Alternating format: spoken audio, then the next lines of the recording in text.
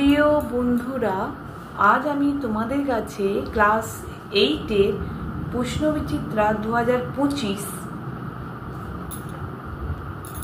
ভূগোলের second unit test model 2 এর কোশ্চেনগুলো আলোচনা করব। একের দাগে আছে, দেখো সঠিক উত্তরটি নির্বাচন করে লেখো। একে আছে উষ্ণতা বাড়লে বায়ুচাপ বাড়ে, কমে, একই থাকে, কোনটি নয়? উত্তর হবে কমে।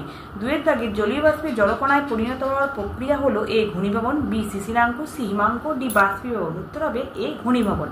তিনের দাগে পৃথিবীর বৃহত্তম স্বাদু জলের হ্রদ A Superior, B Michigan, C Huron, D Baikal. উত্তর হবে এ সুপিরিয়র। চারের দাগে পৃথিবীর উচ্চতম হ্রদ A Ladoga, B Baikal, C Titicaca, D সোমেরিয়র। উত্তর হবে সি টিটিকাকা।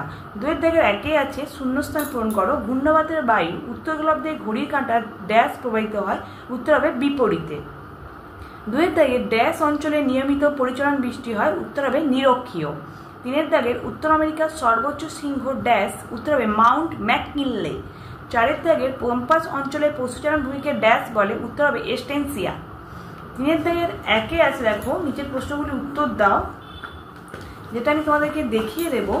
তিনের দাগের একের কোশ্চেন আছে, দেখো আইটিসিজেড কাকে বলে? টেক্সট বইয়ে পেজ নাম্বার 35-এ, ঠিক আছে, আইটিসিজেড দেখো এখান থেকে এতটা পর্যন্ত অবশ্যই মুখস্থ করে রাখবে। এর সঙ্গে সঙ্গে আইটিসিজেটের ফুল ফর্মটা অবশ্যই সেটা তোমরা প্র্যাকটিস করে যাবে, মুখস্থ করে যাবে। এটা কিন্তু পরীক্ষায় 1 নম্বরের কোশ্চেন আসতেই পারে, ঠিক আছে। দুয়ের দাগে দেখো ক্যাটাবেটিক বায়ু কাকে বলে, যেটা আমি তোমাদেরকে দেখিয়ে দেব। রাইমার্টিনের সহায়িকাতে পেজ নাম্বার 126-এ যে ক্যাটাবেটিক বায়ু কাকে বলে, এখান থেকে এতটা পর্যন্ত লিখলেই হবে, ঠিক আছে। তারপরে দেখো তিনের দাগের আছে আপেক্ষিক আর্দ্রতা বলতে আপেক্ষিক আর্দ্রতা কাকে বলে, যেটা পেজ নাম্বার 160-এর যে আপেক্ষিক আর্দ্রতা কাকে বলে, এখান থেকে এতটা পর্যন্ত মুখস্থ করলেই হবে। এই আপেক্ষিক আর্দ্রতা এই সূত্রটা তোমরা অবশ্যই দেবে কিন্তু, ঠিক আছে। তারপরে দেখো চারের দাগের কোশ্চেন আমি তোমাদের কাছে বলবো, মৃত্যু উপত্যকা কি, যেটা আমি তোমাদেরকে দেখিয়ে দেব। টেক্সট বইয়ের পেজ নাম্বার 81-তে যে মৃত্যু উপত্যকা, এখান থেকে এতটা পর্যন্ত লিখলেই হবে, অবশ্যই তোমরা মুখস্থ করে নেবে, ঠিক আছে। তারপরে দেখো চারের দাগের পাঁচের দাগের আছে ফার শিল্প কাকে বলে, যেটা আমি তোমাদেরকে দেখিয়ে দেব। টেক্সট বইয়ের পেজ নাম্বার 93 যে ফার শিল্প কাকে বলে, এখান থেকে এতটা পর্যন্ত মুখস্থ করলেই হবে, ঠিক আছে।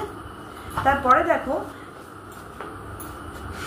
ছয়ের দাগের আছে চাঁদোয়া বলতে কি বোঝো, যেটা পেজ রাইমার্টিনের সহায়িকাতে পেজ 330-এ এই যে এখান থেকে এতটা বললেই হবে, তোমরা ওটা অবশ্যই কিন্তু মুখস্থ করে নেবে, ঠিক আছে।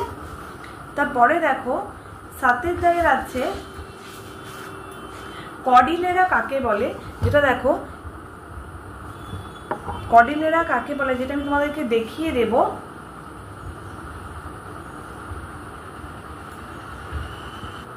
যেটা দেখো এই যে টেক্সট বইয়ে পেজ নাম্বার 81-তে যে কর্ডিলেরা, এখান থেকে এতটা পর্যন্ত লিখলেই হবে, অবশ্যই তোমরা মুখস্থ করে নেবে, ঠিক আছে। চারের দাগের একে দেখো আছে আমাজন নদীর মোহনায় বদ্বীপ সৃষ্টি হয়নি কেন,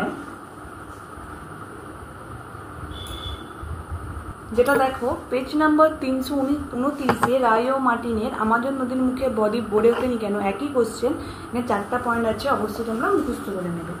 তারপরে দেখো আছে পৃথিবীর রুটির ঝুড়ি কাকে বলে, ঠিক আছে, যেটা আমি তোমাদেরকে দেখিয়ে দেব। যেটা দেখো রায়মার্টিনের সহায়িকাতে পেজ নাম্বার 281 যে পৃথিবীর রুটির ঝুড়ি, এখান থেকে এতটা পর্যন্ত মুখস্থ করলেই হবে, অবশ্যই তোমরা মুখস্থ করে নেবে, ঠিক আছে। তারপরে দেখো কোরিওলিস বল সম্বন্ধে লিখতে বলেছে, যা যেন লেখো সেটা দেখো পেজ নাম্বার 33-এর টেক্সট বইয়ে, এখান থেকে এতটা পর্যন্ত অবশ্যই তোমরা লিখবে। আর এখানে এই ছবিটা কিন্তু অবশ্যই তোমাদেরকে আঁকতে হবে, ঠিক আছে। তারপরে দেখো শিশির ও কুয়াশা কি, শিশির ও কুয়াশা কি, যেটা আমি তোমাদেরকে দেখিয়ে দেব।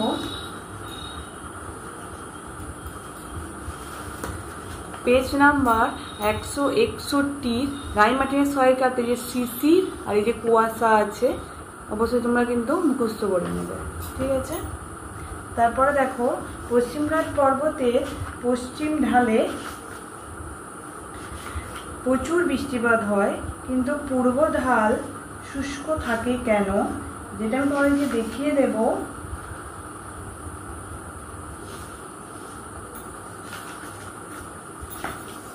পেজ নাম্বার 47 টেক্সট বইয়ের এখান থেকে এতটা পর্যন্ত লিখলেই হবে, অবশ্যই তোমরা মুখস্থ করে নেবে, ঠিক আছে।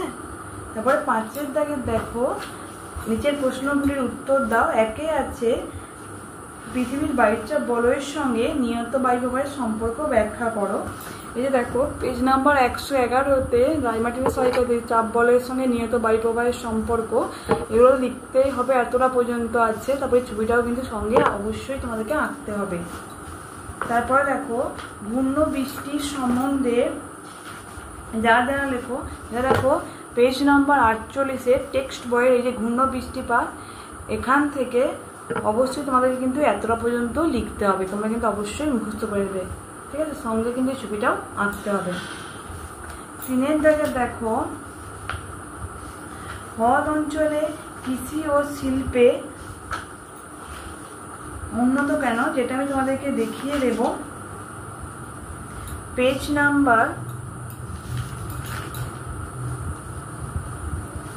295 রাই মার্টিনের সহায়িকাতে যে হ্রদ অঞ্চল কৃষিকাজে উন্নত কেন ব্যাখ্যা করো। এইটা এখানে যে 4টা পয়েন্ট আছে, আর এপাশে পৃষ্ঠা উল্টিয়ে দেখবে মোট 7টা পয়েন্ট আছে। আর আরেকটা যে কোশ্চেন ছিল শিল্পে উন্নত কেন, সেটা দেখো, এই যে পেজ নাম্বার 291 রাই মার্টিনের সহায়িকাতে এই যে শিল্পোন্নতির কারণগুলো, ঠিক আছে। এখানে দেখো 292, এই যে 2, 3, 4, 5, 6, 7 করে মোট 12টা পয়েন্ট আছে, অবশ্যই তোমরা কিন্তু মুখস্থ করে নেবে। তোমাদের যদি আমার এই চ্যানেলটা ভালো লেগে থাকে, অবশ্যই লাইক, কমেন্ট আর বেশি বেশি করে শেয়ার করে দেবে, যাতে অন্য বন্ধুদেরও কিন্তু দেখতে সুবিধা হয়। আমার ভিডিওটা আগে পেতে অবশ্যই তোমরা কিন্তু সাবস্ক্রাইব করে রাখবে। ধন্যবাদ।